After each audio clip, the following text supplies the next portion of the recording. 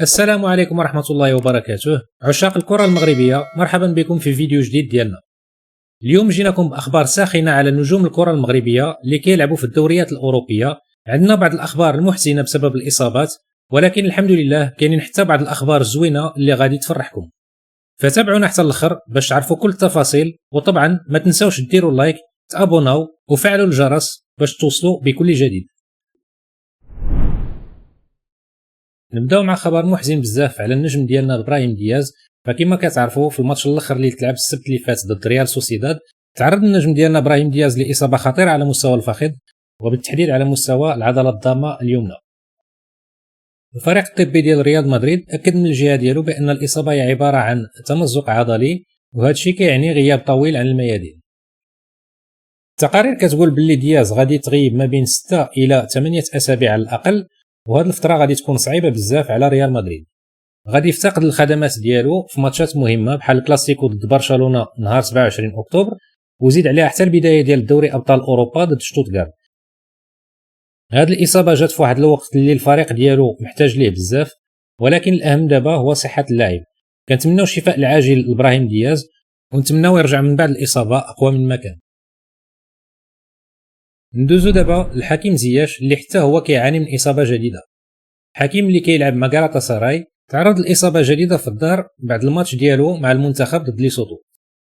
الفريق الطبي ديال غالاتا سراي اكد باللي الاصابه ديالو هي تمدد عضلي من الدرجه الثانيه على مستوى الدار. الفريق الطبي ديال غالاتا سراي اكد باللي زياش غادي يغيب تقريبا 3 اسابيع. هذا الغياب غادي يخليه يفوت الماتشات الكبيره ديال غالاتا سراي بحال الديربي ضد فينيرباتشا، واحد من اهم المواجهات ديال الموسم. الاداره ديال الفريق من الجهه ديالها عبرات على القلق ديالها بشان الغياب تاع حكيم زياش اللي كيعتبروه عنصر اساسي في الخطط ديال الفريق.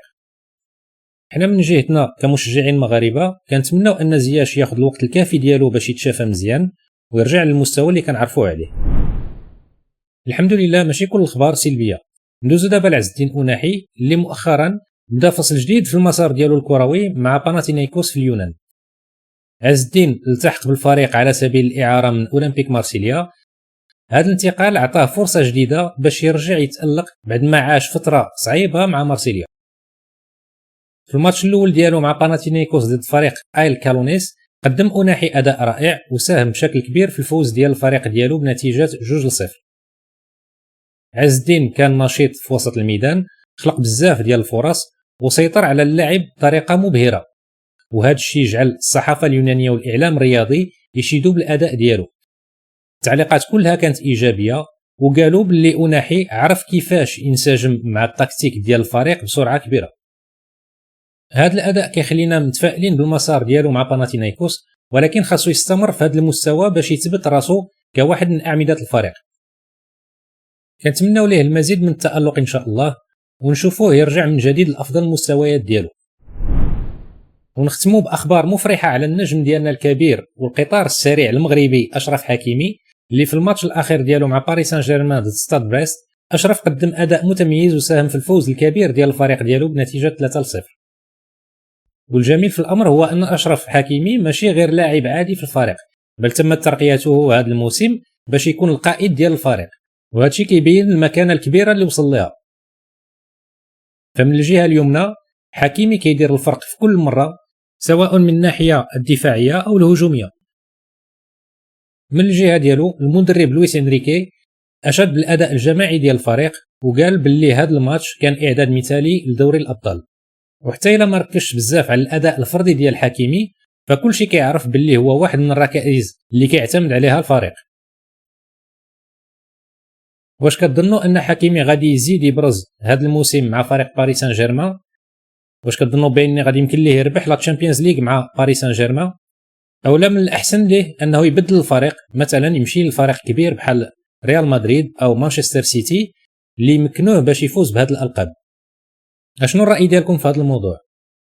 كتبوا لنا الراي ديالكم في التعليقات، وقول لنا اشنو كتظنوا في هذا الموضوع. واش من الاحسن ليه يبقى مع فريق باريس سان جيرمان او ينتقل لفريق كبير اللي يمكنوه باش يربح هذه الالقاب؟ كانت هذه اهم الاخبار اللي عندنا على النجوم ديالنا المحترفين في اوروبا. فكنتمناو الشفاء العاجل لكل من ابراهيم دياز وحكيم زياش، والتوفيق لعز الدين أناحي واشرف حكيمي في المسار ديالهم مع الفرق ديالهم. كنبقاو ديما متفائلين بالخير مع الولاد ديالنا اللي كيرفعوا الرايه ديال المغرب داخل الديار الاوروبيه. واخيرا الى عجبتكم الفيديو ما تنساوش ديروا لايك، تابوناو، وشاركوا الفيديو مع الاصدقاء ديالكم والعائله ديالكم باش توصلوا باخر الاخبار تاع المحترفين ديالنا عبر العالم. شكرا على المتابعه ونشوفكم في الفيديو القادم ان شاء الله.